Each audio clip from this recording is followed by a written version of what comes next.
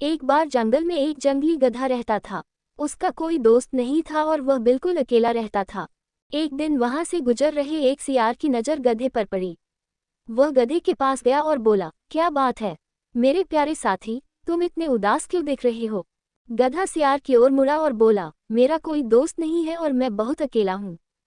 ठीक है, चिंता मत करो, मैं आज से तुम्हारा दोस्त बनूंगा, सियार ने उसे सांत्वना दी। उस दिन से गधा और सियार बहुत अच्छे दोस्त बन गए। उन्हें हमेशा एक साथ देखा जाता था। एक चांदनी शाम को सियार और गधा जंगल में घूम रहे थे। वह एक ठंडी और सुखद शाम थी। जैसे जैसे वे आगे बढ़ते गए, वे जंगल की सीमा से लगे एक गांव के बाहरी इलाके में पहुंचे। उनके सामने फलों के पेड़ों का एक झुरमुट था। आह, देखो, फल कितने अद्भुत और स्वादिष्ट लग रहे हैं, गधे ने कहा। चलो उनमें से कुछ खाते हैं। ठीक है, सियार ने कहा, लेकिन चलो इसे बहुत शांति से करें। वे बगीचे में घुस गए और चुपचाप फल खाने लगे।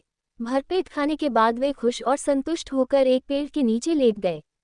गधे ने कहा, वह स्वादिष्ट था, लेकिन आज रात कुछ कमी है। वह क्या है? सियार ने पूछा। क्यों, बेशक संगीत, गधे ने थोड़ा आश्चर्यचकित होकर उत्तर दिया। सियार ने पूछा, हम संगीत कहाँ से लाएंगे? गधे ने कहा, क्या आप नहीं जानते कि मैं एक निपुण गायक हूँ? सियार घबरा गया। याद रखना, हम एक बगीचे में हैं। अगर किसान ने हमारी बात सुन ली तो हम मुसीबत में पड़ जाएंगे।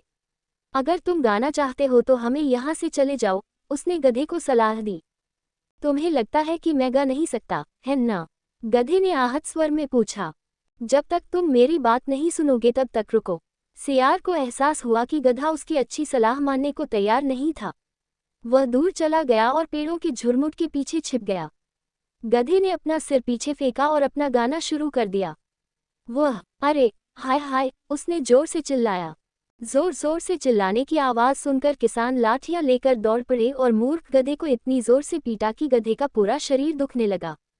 किसानों के जाने के बाद सियार अपने दोस्त के पास गया। उसने कहा, क्या ये वह पुरस्कार है जो आपने अपनी गायकी के लिए जीता है? आहत और शर्मिंदा गधे ने उत्तर दिया, वे अच्छे संगीत की सराहना नहीं करते। सियार ने उत्तर दिया, ऐसा तब होता है जब आप किसी अच्छे दोस्त की सलाह नहीं सुनते। मुझे उम्मीद है कि आपने सबक सीख लिया होगा।